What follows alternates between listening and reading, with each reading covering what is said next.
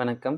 இன்னைக்கு நம்ம எந்த புத்தகத்த பத்தி பார்க்க போறோம்னு பார்த்தீங்கன்னா, ஜேம்ஸ் கிளியர் எழுதிய அட்டாமிக் ஹேபிட் அப்படின்ற புத்தகத்த பத்தி தான் பார்க்க போறோம்.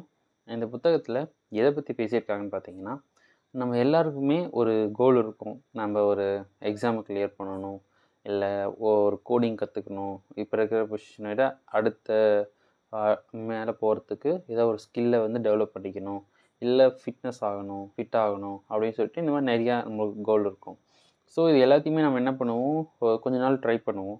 கொஞ்ச நாள் ஆன உடனே என்ன ஆயிடும், அது மேல கொஞ்சம் இன்ட்ரெஸ்ட்டு போயிடும். அப்படி இல்லன்னா அதுக்கான டைம் வந்து நமக்கு கிடைக்காம போயிடுச்சு அப்படின்ற ரீசனாலயோ, இல்ல லேசினஸால ஏதோ ஒரு ரீசனுக்காக நம்ம அந்த விஷயத்த நம்ம கன்டின்யூ பண்ணாம விட்டுருவோம்.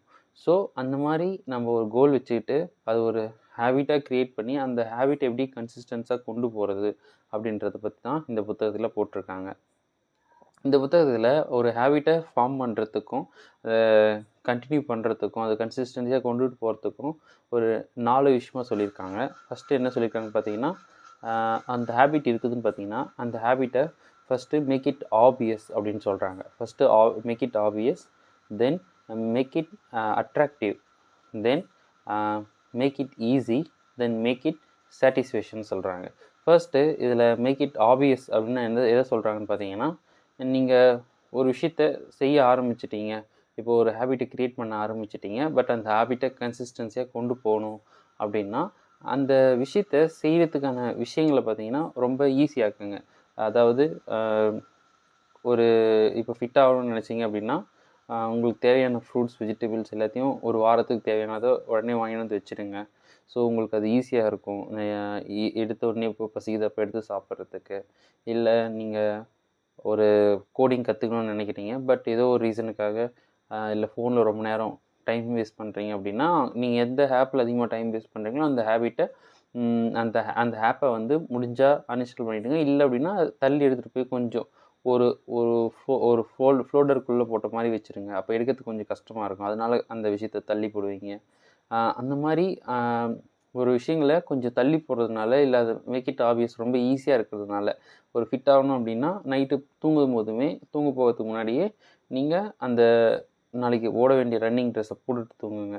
ஸோ இது எல்லாமே உங்களுக்கு கொஞ்சம் ஈஸியா இருக்கும். அந்த விஷயத்த கன்டின்யூ பண்றதுக்கு அப்டின்னு சொல்றாங்க. மேக் இட் அட்ராக்ஷன் அப்டின்னா என்ன சொல்றாங்கன்னா, அந்த விஷயத்த அட்ராக்டிவா மாத்துங்க ஃபர்ஸ்ட்டு. எப்டின்னா, இப்போ உங்க ஏதாவது ஒரு விஷயத்துல நீங்க அச்சீவ் பண்ணணும்னு நினைக்கிறீங்க அப்படின்னா, அந்த விஷயத்துல ஆல்ரெடி அச்சீவ் பண்ண ஒரு பெர்சன கிட்ட பேசுங்க. இல்ல அவங்க லைஃப் ஸ்டைல் எப்படி இருக்கு? இல்ல அவங்களுடைய லைஃப் வந்து எப்படி வாழ்றாங்க? அது மேல உங்களுக்கே ஒரு ஈர்ப்பு வரும். ஸோ அந்த மாரி அந்த ஒரு அச்சீவ் பண்ண பீப்பிள பார்க்கறது மூலியமாவும், இல்ல ஒரு ஃபிட் ஆகணும் அப்படின்னா, ஏற்கனவே ஃபிட்டா இருக்கிற ஒருத்தருடைய ஃபோட்டோவ உங்க ரூம்ல ஒட்டுறதுனாலயும், உங்களுக்கு வந்து அந்த விஷயத்து மேல ஒரு அட்ராக்டிவ் வரும். அந்த அட்ராக்டிவ்னெஸ்ஸே உங்கள கொண்டு போகும். அடுத்து அந்த விஷயத்த கன்சிஸ்டன்ஸியா செய்றதுக்கு அந்த ஹேபிட்ட அப்படின்னு சொல்றாங்க. மேக் இட் ஈஸி அப்படின்றதும் ஒரு ஈஸியான விஷயம் தான். அந்த விஷயத்த செய்றதுக்கு ரொம்ப ஈஸியா வச்சுக்கங்க. என்விரான்மென்ட்டையும் ஈஸியா வச்சுக்கங்க. ஃபார் எக்ஸாம்பிள் இப்போ டிவி நீங்க கொஞ்ச நாள் வந்தோனே அந்த ஒர்க்க ஸ்டார்ட் பண்ணணும்னு நினைக்கிறீங்க. பட் டிவி பார்க்கறதுக்கு இதா இருக்கு அப்படின்னா, டிவி தான் நம்மளுக்கு ஒரு பிரச்சனையா இருக்குன்னா, அந்த ப்ளக் பாயிண்ட்ட புடுங்கி வச்சுருங்க. இல்ல Netflix பார்க்குறீங்கன்னா, அத லாக் அவுட் பண்ணி வச்சுருங்க. ஸோ ஒவ்வொரு டைமும் உள்ள போகும்போது லாகின் பண்ணணும். ஓடிபி போடணும் அப்படின்னும் போதும், இல்ல ஓடிபி உங்க ஃபோன் நம்பர் தராம, வேற ஒருத்தர் ஃபோன் நம்பர், உங்க அப்பா ஃபோன் நம்பர், உங்க ஃப்ரெண்ட்ஸ் ஃபோன் நம்பர் அது மாரி தாங்க.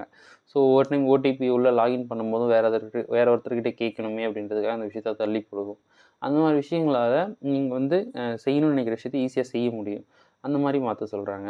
தென் கடைசியா அவங்க சொல்றது சாட்டிஸ்ஃபேக்ஷன். அந்த ஒரு விஷயத்த நீங்க செய்யும்போதும் ஒரு சாட்டிஸ்ஃபேக்ஷன் ஃபீல வந்து குடுக்க ட்ரை பண்ணுங்க. எப்படின்னா, நம்ம ஒரு விஷயத்த செய்றதுக்கான ரீசனே நமக்கு அந்த விஷயத்த செஞ்சு முடிச்சுட்ட அப்புறம் வர ஒரு சாட்டிஸ்ஃபேக்ஷன் தான். இப்போ எக்ஸாம் கிளியர் பண்ணிட்டு வர சாட்டிஸ்ஃபேக்ஷன் தான். அதுக்காக தான் அந்த விஷயத்த செய்றோம்.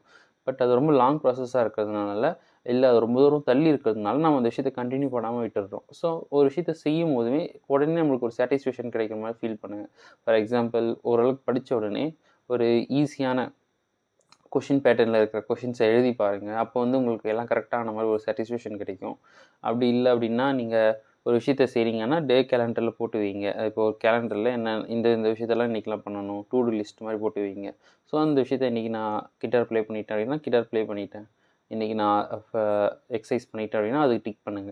இந்த மாரி டிக் பண்றதுனாலயும், இல்ல அத அடிக்கிறதுனாலயும் நமக்கு வந்து அந்த விஷயத்த முடிச்சுட்டோன்ற சாட்டிஸ்ஃபேக்ஷன் கிடைக்கும். ஸோ அந்த சாட்டிஸ்ஃபேக்ஷன் ஃபீல் இருக்கிறதுனால, அந்த விஷயத்த நம்ம கன்டினியூவா செய்ற ஒரு அ இன்ட்ரெஸ்ட் வந்து நம்மளுக்கு க்ரியேட் ஆகும் அப்படின்னு சொல்கிறாங்க. ஸோ இந்த 4 விஷயத்த செய்யறது மூலிமா இதுக்கு கீழே ஒவ்வொரு டாபிக் கீழேயும் ஒரு சில இது தந்திருக்காங்க. அதுக்குள்ளே இன்னர் டாபிக்ஸ் தந்திருக்காங்க. இன்னும் அதை பற்றி டீட்டெயிலாக. ஸோ இந்த மாதிரி தந்ததுனால நம்ம படிக்கும்போதும் ஒரு ஹேபிட் எப்படி க்ரியேட் பண்ணணும், இல்லை அந்த ஹேபிட் எப்படி கன்சிஸ்டன்சியாக கொண்டு போகணும் அப்படின்ற விஷயத்த இந்த புக்லேருந்து நம்ம ரொம்ப ஈஸியாகவே கற்றுக்குறோம். ஸோ இது எல்லாமே நம்ம ஸ்டூடெண்ட்ஸும் சரி, இல்லை ஒர்க் பண்ணுறவங்களும் சரி, இல்லை அடுத்த பொசிஷன் போகணும் அப்படின்றவங்களும் சரி, கண்டிப்பாக இந்த புத்தகத்தை வாங்கி படிக்கலாம். Atomic habit by James Clear. Thank you.